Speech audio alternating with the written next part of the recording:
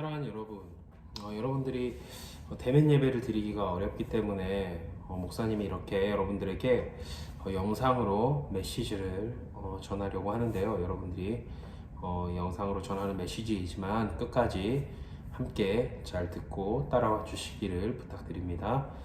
우리가 이 메시지를 함께 나눌 때에 우리가 나중에 다시 만나서 예배를 드리더라도 그 내용을 따라갈 수가 있고, 또 하나님께서 또 이번 주에 주신 우리에게 말씀이 무엇인가를 여러분들 알 수 있기 때문에 그러는 거니까 여러분들이 잘 따라와 주시기를 부탁드립니다. 먼저 우리 함께 오늘 본문 말씀을 읽고 함께 메시지를 나누도록 하겠습니다. 우리가 함께 읽을 말씀은 출애굽기 32장 30절에서 33장 6절까지의 말씀입니다. 다시 한번 말씀드릴게요. 출애굽기 32장 30절에서 33장 6절까지의 말씀입니다. 우리 함께 한 목소리로 읽도록 하겠습니다. 시작. 이튿날 모세가 백성에게 이르되 너희가 큰 죄를 범하였도다. 내가 이제 여호와께로 올라가노니 혹 너희를 위하여 속죄가 될까 하노라 하고, 모세가 여호와께로 다시 나아가 여짜오되 슬프도소이다. 이 백성이 자기들을 위하여 금신을 만들었사오니 큰 죄를 범하였나이다. 그러나 이제 그들의 죄를 사하시옵소서. 그렇지 아니하시오면 원하건대 주께서 기록하신 책에서 내 이름을 지워버려 주옵소서. 여호와께서 모세에게 이르시되 누구든지 내게 범죄하면 내가 내 책에서 그를 지워버리리라. 이제 가서 내가 내게 말한 곳으로 백성을 인도하라. 내 사자가 내 앞서 가리라. 그러나 내가 보응할 날에는 그들의 죄를 보응하리라. 여호와께서 백성을 치시니 이는 그들이 아론이 만든 바 그 송아지를 만들었음이더라. 여호와께서 모세에게 이르시되 너는 네가 애굽 땅에서 인도하여 낸 백성과 함께 여기를 떠나 내가 아브라함과 이삭과 야곱에게 맹세하여 내 자손에게 주기로 한 그 땅으로 올라가라. 내가 사자를 너보다 앞서 보내어 가나안 사람과 아모리 사람과 헷 사람과 브리스 사람과 히위 사람과 여부스 사람을 쫓아내고 너희를 적과 꿀이 흐르는 땅에 이르게 하려니와 나는 너희와 함께 올라가지 아니하리니 너희는 목이 곧은 백성인즉 내가 길에서 너희를 진멸할까 염려함이니라 하시니, 백성이 이 준엄한 말씀을 듣고 슬퍼하여 한 사람도 자기의 몸을 단장하지 아니하니, 여호와께서 모세에게 이르시기를 이스라엘 자손에게 이르라. 너희는 목이 곧은 백성인즉 내가 한순간이라도 너희 가운데 이르면 너희를 진멸하리니 너희는 장신구를 떼어내라. 그리하면 내가 너희에게 어떻게 할 것인지 정하겠노라 하셨음이라. 이스라엘 자손이 호렙산에서부터 그들의 장신구를 떼어내니라. 아멘. 사랑하는 여러분, 한 남자와 한 여자가 있는데요. 이 남자는 엄청 큰 기업의 대표 이사이고요. 여자는 아무것도 없는 그런 사람이었어요. 근데 직업까지 없었죠. 근데 이 남자는 이 여자에게 호감을 느꼈고 이 여자와 교제를 하게 돼요. 이 여자를 사랑하게 된 남자는 여자에게 청혼을 하고 결국 결혼까지 하게 되는데요. 이들은 설레는 마음을 안고 신혼여행을 가게 됩니다. 근데 이들이 신혼여행지에서 한참 즐거운 시간을 보내고 있는데, 아니 웬걸 이 여자가 예전에 한때 사랑했던 남자를 여기서 마주치게 된 거예요. 이 한때는 이 사람과 결혼까지 생각을 했었지만 이 지금 남편을 만나고 나서부터는 연락을 서로 끊고 지냈었거든요. 근데 이게 무슨 조화인지 이 사람을 지금 신혼여행지에서 만나게 된 거죠. 갑자기 되살아난 옛사랑에 대한 어떤 반가움과 설레음으로 인해 남편 몰래 둘만의 시간을 갖기도 했어요. 그러다 결국 이상한 낌새를 눈치챈 남편에게 이 관계를 들키게 되고 관계는 깨어지게 되죠. 남편은 부인에 대한 분노와 배신감으로 치를 떨었고요. 부인은 남편에게 죽을 만큼 미안함을 느꼈어요. 옛 남자와의 관계는 그 자리에서 정리해 버렸지만 이미 상처받은 남편의 마음은 쉽게 정리되지 않았죠. 남편은 부인에게 내가 좋았던 거야, 아니면 내가 가진 돈과 배경이 좋았던 거야, 돈이 좋았다면 내가 이혼 위자료는 충분히 줄 테니 네가 그렇게 사랑했던 옛사람하고 가서 잘 살아 라고 하며 이혼까지 생각을 해요. 그러자 부인은 눈물을 흘리며 남편의 사랑을 배신한 자기의 잘못을 슬퍼했어요. 여러분, 지금 들려준 이 이야기는 일일 연속극 아침 드라마에나 또 저녁 시간대에 아줌마들의 시선을 사로잡는 그런 막장 드라마에나 사실 나올 법한 이야기들이잖아요.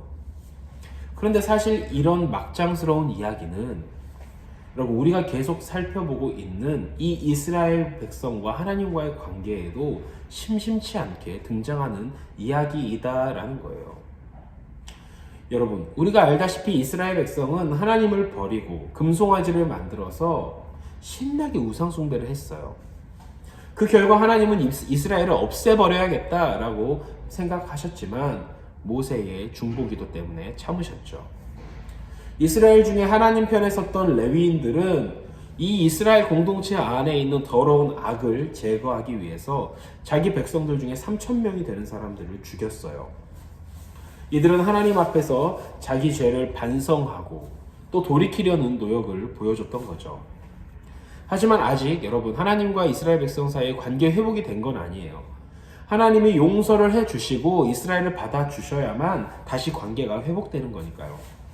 이 일이 있은 그 다음날 모세는 백성들에게 야, 너희들은 하나님 앞에서 큰 죄를 저질렀어. 혹시라도 하나님이 너희들의 죄를 용서해 주실지 모르니까 나는 하나님께 올라가서 용서를 구해보려고 한다라고 이렇게 선포해요. 그리고 이 모세는 하나님 앞에서 간절히 기도하기 시작했어요. 하나님, 정말 슬프네요. 이 백성들이 자기들을 위해 금송아지를 만들어 놓고 그것을 섬겨서 하나님 앞에 큰 죄를 저질렀습니다. 하지만 하나님, 부디 이제는 그들의 죄를 용서해 주십시오. 만약에 이들을 용서치 않으실 거라면 하나님께서 기록하신 책에서 제 이름도 함께 지워주십시오라고 기도했어요. 모세는 이스라엘 백성을 대신해 하나님 앞에서 회개 기도를 드린 거예요. 이 모세의 기도는 우리가 회개 기도를 어떻게 해야 할지 아주 잘 보여주고 있는데요. 여기서 오늘 주제가 사실 회개 기도에 대한 내용은 아니지만 여러분, 간단히 회개 기도에 대한 내용을 짚고 넘어갈게요. 첫 번째로 여러분, 모세는 하나님 앞에서 제가 정말 슬픕니다 라고 고백했어요. 이것은 회개 기도에 내가 저지른 이 죄가 하나님 마음을 아프게 했다라는 슬픔과 죄송함의 감정이 있어야 된다라는 것을 보여주고 있어요. 지난번에 말했던 것처럼 죄는 하나님과의 관계를 깨뜨리는 것이기 때문이죠. 두 번째로 모세는 이스라엘 백성이 하나님 앞에서 어떤 잘못을 저질렀는지 고백하고 있어요. 바로 이스라엘이 자기들을 위해 금송아지를 만들고 그것을 섬겼다라는 사실을 말이죠.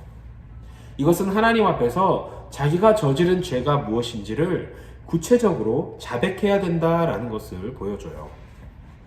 하나님 마음을 아프게 한 것에 대한 슬픔과 내 죄에 대한 자백은 하나님 앞에서 내가 뭘 잘못했고 내가 뭐 때문에 슬퍼하고 있는지를 지금 보여주고 있는 거잖아요. 이것은 지금 내가 반성하고 있습니다 라는 것을 보여주는 것이기도 해요. 마지막으로 모세는 이들이 큰 죄를 지었습니다 라고 인정을 했죠. 이것은 내가 하나님 앞에서 심각한 죄를 저질렀다라고 하는 사실을 마음 깊이 인정하는 거예요. 하나님 앞에서 나의 죄를 인정한다라고 하는 것은 내가 하나님께 용서를 받아야만 된다라는 말이기도 하잖아요. 잘못을 인정하는 사람은 겸손할 수밖에 없어요. 용서를 받아야 되기 때문에 하나님의 은혜와 긍휼을 구할 수밖에 없다라는 거죠. 그 앞에서는 자기 주장을 할 수가 없어요. 여러분, 바로 이 세 가지가 온전히 갖춰져 있을 때 진정한 회개 기도가 드려지게 되는 거고요. 모세는 비록 자신이 우상 숭배를 하지는 않았지만 이스라엘 백성을 위해 온전한 회개의 기도를 대신 드린 거예요. 심지어 하나님이 이스라엘 백성을 용서하지 않으실 거라면 저도 하나님의 책에서 제 이름을 지워주세요 라고까지 기도했어요. 여러분, 이스라엘이 하나님의 심판으로 사라진다면 나도 그들과 함께 사라지게 해주십시오. 나도 그들과 함께 없어지게 해주십시오 라고 기도했다는 말이에요. 모세는 여러분 왜 이렇게까지 기도한 걸까요? 이스라엘이 뭐 모세한테 잘해준 게 있어요? 없어요. 그만큼 모세는 이스라엘을 자기 공동체로 여기면서 정말 아끼고 사랑했던 것 같아요. 그러니 이 이스라엘이 벌을 받게 된다면 나도 같이 벌을 받게 해주세요라고 간청을 한 것이겠죠. 그러자 하나님이 이렇게 대답을 하셔요. 모세야, 내 천사가 너보다 앞서 갈 거야. 그러니 이제는 내려가가지고 내가 너에게 말해준 곳으로 이 백성들을 인도해라 라고 이렇게 얘기를 하셔요. 근데 여러분, 이 대답이 좀 뜬금없다라는 생각이 들지 않아요? 지금 모세는 하나님 앞에 하나님 이스라엘을 용서해 주세요 라고 이렇게 기도했잖아요. 그러면 그래 내가 용서를 해줄게. 아니면 야 안 돼. 내가 도저히 용서할 수 없어. 뭔가 이런 대답이 나와야 되잖아요. 그런데 갑자기 야 가나안 땅으로 백성들을 인도해라 라고 이렇게 대답을 하셨단 말이에요. 이게 동문서답처럼 들릴 수 있는데 하나님이 이렇게 말씀하신 것은 이번엔 이스라엘 백성을 내가 용서해 줄게 라는 사실 그런 말이거든요.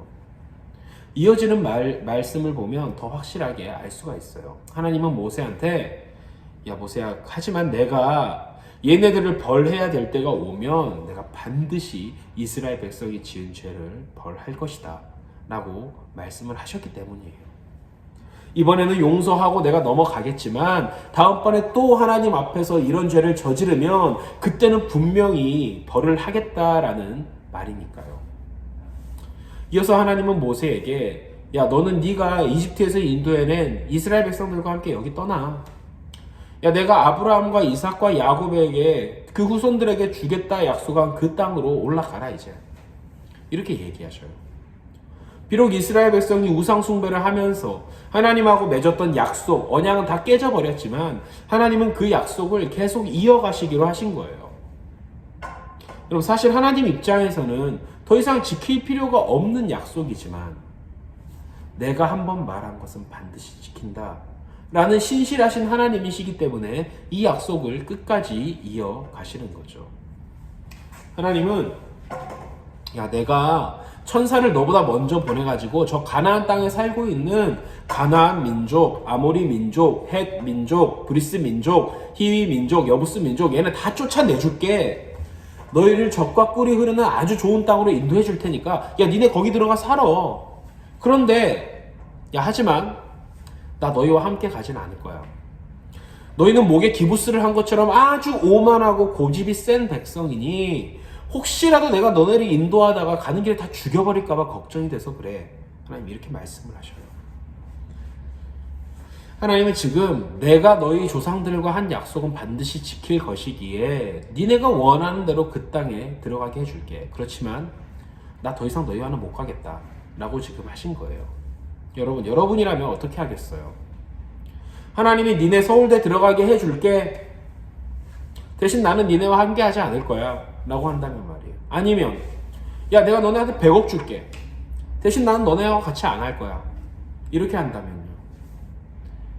하나님이 야 네가 원하는 거 내가 하나 이루어줄게. 하지만 나는 더 이상 너와 함께 하지 않을 거야 라고 말씀하신다면 안타깝지만 하나님 정말 안타깝지만 우리 관계는 여기까지인가 봐요 라고 하면 여러분들은 이 말을 받아들이겠어요? 이스라엘 백성은 어떻게 했을까요? 하나님은 덧붙여서 이스라엘에게 야 니네가 갖고 있는 액세서리들은 야 모두 다 떼버려. 갖다 그냥 버려버려. 그러면 내가 니네를 앞으로 어떻게 할지 결정을 해줄게 라고 말씀을 하셨어요. 액세서리 떼지 않고 그냥 지금 갖고 있잖아요. 그러면 지금 하나님이 주시는 가나안 땅 받고 그냥 하나님이랑 빠빠이 하면 되는 상황이에요. 그런데 이스라엘 백성은 이 말씀을 참담하게 듣고 모든 백성이 슬퍼했다라고 해요. 심지어 그 슬픔이 너무 커서 자기 자신을 꾸민 사람이 단 한 사람도 없었대요. 이스라엘 백성은 하나님이 말씀하신 그곳에서 자기들의 액세서리를 모두 다 떼어버렸어요. 왜 그랬을까요? 내가 원하는 걸 이루어주면 좋을 것 같잖아요. 여러분 이게 결코 좋은 일이 아니니까 그렇게 행동했겠죠. 사실 하나님은 이스라엘 백성에게 액세서리를 다 떼어내버려라 라고 하시면서 이스라엘이 정말로 회개하고 반성하고 있는지를 확인하고 싶으셨거든요. 이스라엘 백성들이 갖고 있는 액세서리는 여러분 대부분 금으로 만들어진 것이에요. 여러분 이게 무엇과 관련이 있죠? 바로 이스라엘 백성이 만든 금송아지와 관련이 있어요. 이스라엘 백성은 금 귀걸이와 갖고 있던 금 액세서리들로 금송아지를 만들었잖아요. 그러니 이 모든 액세서리를 떼어버렸다라고 하는 것은 이제 더 이상 다른 우상을 만들려는 어떤 그런 시도조차 하지 않겠습니다라고 하는 단호한 결단이거든요. 하나님은 이스라엘 백성에게 정말 우상 숭배를 하지 않겠다는 강력한 결단이 있는지, 그들이 정말 반성하고 회개하고 있는지를 확인하고 싶으셨던 거예요. 이스라엘은 자신들의 회개와 반성을 하나님 앞에 보여줬죠. 그리고 하나님은 이걸 받아주셨어요. 사랑하는 여러분, 오늘 본문의 주된 내용은 모세가 이스라엘 백성을 대신해서 하나님 앞에 회개 기도를 드린 것과 하나님은 이스라엘 백성의 죄를 용서하셨고 그들의 진심을 확인하셨다라는 거예요. 이스라엘은 당장 눈에 좋아 보이는 결과보다 하나님과의 관계를 택했죠. 오늘 본문에서 우리가 기억해야 할 것은 한 문장으로 줄여본다면 이 질문으로 여러분 요약해 볼 수 있을 것 같아요. 하나님께 내가 원하는 것을 얻어내는 것과 하나님과의 관계 중에 어느 것이 더 중요하냐라는 것을 말이죠. 목사님이 앞에서 여러분에게 잠깐 질문을 던졌지만 여러분은 뭐가 더 중요하다고 생각하시나요? 하나님께 얻어내려고 하는 삶의 어떤 결과들인가요? 아니면 하나님과의 관계인가요?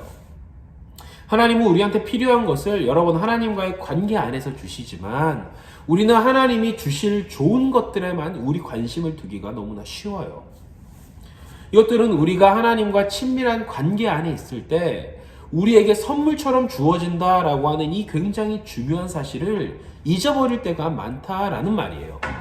우리가 기도할 때만 살펴보더라도 대부분 우리는 하나님이 주시는 것들에 초점을 맞출 때가 굉장히 많거든요.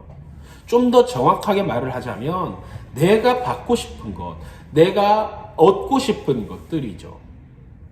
뭐 여기까지는 괜찮아요. 나에게 필요한 것과 내가 얻고 싶은 것, 원하는 걸 하나님께 달라라고 기도하는 건 좋은 일이니까요. 이런 것들을 얻기 위한 기도도 하나님이 충분히 나한테 이런 것을 주실 수 있다라는 것을 믿고 하는 거잖아요. 그렇기 때문에 괜찮다라는 말이에요. 하지만 문제는 자꾸 내가 원하는 것과 바라는 것만 찾다 보면 어느 순간 내 마음속에는 하나님과의 관계는 사라지고 없어져 버린다라고 하는 게 문제예요, 여러분. 하나님과의 관계는 싹 잊어버린 채 그저 내가 원하는 것과 바라는 것으로 가득 찬 마음 상태가 되어버린다는 거죠. 예를 들면 여러분이 부모님하고 생활하면서 여러분한테 필요한 거나 원하는 것들을 다 이야기를 하잖아요. 그러면 부모님이 사주시고 필요한 거는 채워주셔요. 그 과정에서 부모님께 뭐 어려운 얘기도 하고 또 이런저런 얘기도 하다 보면은 부모님과 사이가 좀 가까워지고 서로를 향한 사랑도 조금씩 커져가겠죠. 하지만 여러분이 부모님과 대화도 하지 않고 서로 소통을 하지 않는다면 관계가 멀어질 수밖에 없잖아요. 그런데다가 여러분이 부모님께 하는 말이 고작 나 이거 필요하니까 사줘, 나 얼마 필요해 라는 이야기뿐이라면 부모님과 여러분 사이는 가까워지지도 않을 거고요, 사랑이 커지지도 않겠죠. 왜냐하면 부모님도 아니 얘가 나를 뭔가 필요할 때만 찾는 거 아니야? 이런 생각이 들면 서운하지 않겠어요? 나와 부모님 사이의 관계가 내가 원하는 것을 해주냐 안 해주냐 이걸로 그냥 끝나버리니까 내 마음속에 원하는 것, 필요한 것만 있으면 부모님이 계실 자리도 없는 거예요. 여러분, 이게 극단적인 이야기 같지만 하나님과의 관계에서도 마찬가지거든요. 하나님과 친밀하게 지내면서 내가 하나님을 더 알아가고 싶고 하나님을 사랑하고 싶고 뭐 이런 마음은 하나도 없이 하나님 나 이거 필요해요, 이거 해주세요, 이거만 있다면 하나님과 여러분 램프의 지니 사이에 무슨 차이가 있을까요? 하나님과의 관계도 나한테 뭘 해주는지 안 해주는지, 뭘 이루어주는지 안 이루어주는지 이것만 남게 되는 거겠죠. 그리고 이것이 하나님을 밀어내버리고 결국에는 내 마음에 가득 찬 상태가 돼요. 여러분 이걸 뭐라고 하는 줄 알아요? 바로 이런 상태를 욕심이 가득 찼다라고 말을 하는 거예요. 그 결과가 뭐죠? 바로 그게 금송아지였어요. 나를 위해 내가 원하는 것을 이루어줄 그 금송아지 말이죠.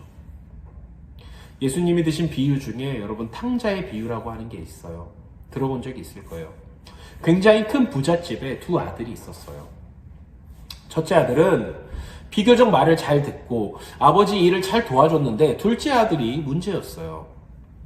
둘째는 아버지 일에는 관심도 없고 그냥 도시로 나가서 삐까뻔쩍한 삶을 그냥 살고 싶었거든요.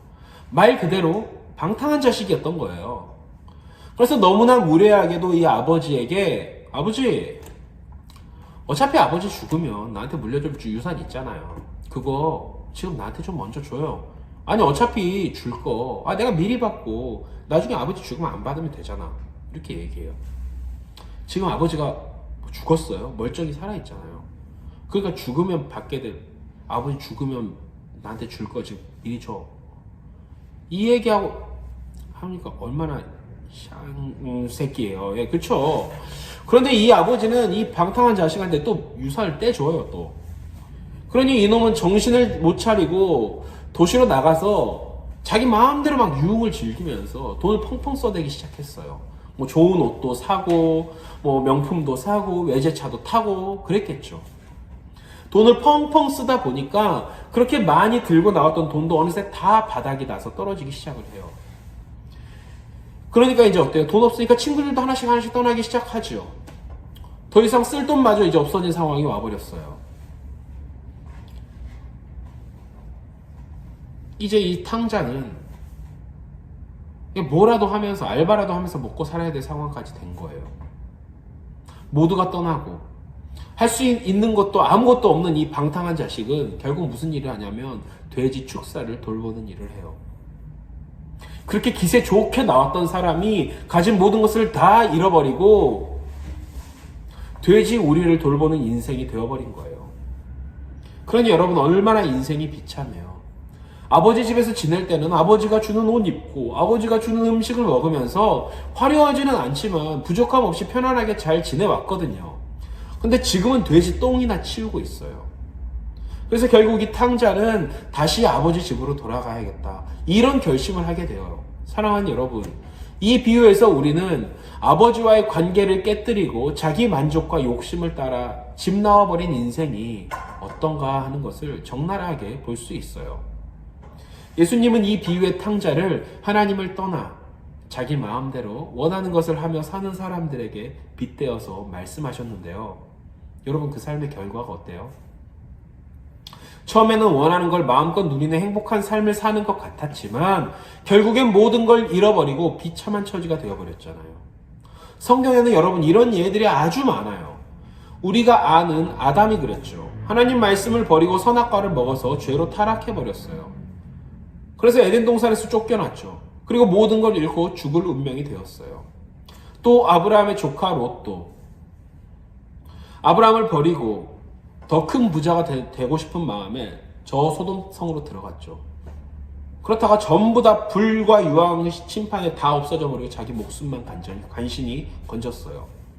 여러분 이 모두가 하나님과의 관계보다 자기 욕심을 선택한 결과예요. 왜 하나님을 떠나서 자기 욕심을 따라가면 이런 결과가 일어날까요? 바로 하나님과의 관계에서 오는 좋은 것들이 그 순간부터 딱 끊어져 버리기 때문이에요. 아버지 집에서 떠나온 탕자처럼 집 나오면 여러분 그 순간부터 마주치는 모든 일들은 다 자기가 해결해야 되는 거예요. 도둑이나 강도를 만날 수도 있고 돈 관리를 자기가 다 해야 되는 거죠.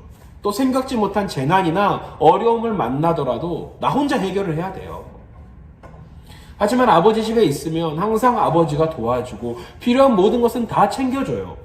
마찬가지로 하나님도 하나님 백성에게 필요한 모든 것을 다 알아서 챙겨주셔요. 또 삶에서 마주치게 될 모든 어려움과 환경도 하나님이 다 알아서 조정을 해주시고요. 그러니 여러분 걱정할 게 뭐가 있겠어요? 아버지 집에 있으면. 이스라엘 백성도 여러분 그걸 알았던 거예요. 가나안 땅에 가면 뭐예요? 당장에는 땅을 얻으면 좋겠죠. 그런데 이걸 얼마나 유지할 수 있을까요? 하나님의 보호와 도움이 없이 이게 얼마나 내 거일 수 있겠어요? 여러분 우리도 마찬가지죠. 우리가 하나님과의 관계를 좀 포기하고 서울대 들어가면 좋을까요? 하나님과의 관계 좀 포기하고 한 달에 막 돈 몇 억씩 벌면 좋을까요? 하나님과의 관계는 나중에 잘 풀어가면 되니까 괜찮을까요? 아니에요.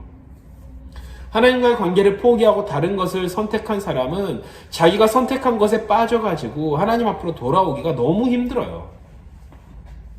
하나님과의 관계를 풀려고 하잖아요. 그러면 자기가 선택한 것들, 쌓은 것들은 다 포기하고 하나님만 따라가야 되는데 그게 쉽겠어요? 불가능하죠. 하나님 없는 좋아 보이는 삶을 살 거냐, 하나님과 함께 하더라도 광야 같은 삶을 살아갈 거냐, 이 사이에서 여러분 우리는 선택을 해야 돼요. 저는 하나님과 함께 하더라도 광야 같은 삶을 살기로 이미 선택했어요. 그게 가장 좋은 길이고 가장 안전한 길이라는 걸 아니까. 저는 살면서 여러분 그걸 더 크게 느끼고 있어요. 그래서 지금은 여러분 이렇게까지 말하고 싶어요. 하나님을 떠나서는 살 이유도 살 가치도 없다라고 말이에요. 물론 매일의 삶이 즐겁고 행복한 일만 있는 건 아니지만 하나님이 함께 하시면 삶의 대부분의 염려가 여러분 사라져요. 걱정할 게 없어요. 하나님이 모든 것을 책임지시고 내 삶을 이끌어가고 있으니까 여러분은 뭘 선택하시겠어요? 바라기는 여러분도 하나님과의 관계를 붙잡아서 하나님이 우리 삶을 책임지시고 최선의 길로 인도하신다는 귀한 경험과 확신을 날마다 얻을 수 있기를 예수님의 이름으로 축복합니다. 함께 기도할게요. 사랑해 주님 감사합니다. 하나님, 우리 사랑하는 학생들이 어려운 환경으로 인하여서 주님 앞에 나와 예배하지 못하지만 다른 무엇보다도 하나님과의 관계를 가장 귀하게 여길 줄 아는 학생들이 되기를 원합니다. 내가 더 좋은 어떤 삶의 결과들을 얻고 내가 원하는 것들을 이루는 것보다 하나님과의 관계가 더 중요하다라는 이 사실만큼은 우리 사랑하는 학생들이 놓치지 않을 수 있도록 하나님께서 그 마음에 새겨주시고 우리 학생들을 붙잡아 주시옵소서. 늘 한 주간도 주님께서 우리 사랑하는 학생들과 함께 하여 주시고 동행하여 주시기를 바라오며 사랑이 많으신 우리 구주 예수 그리스도의 이름으로 간절히 기도드립니다. 아멘.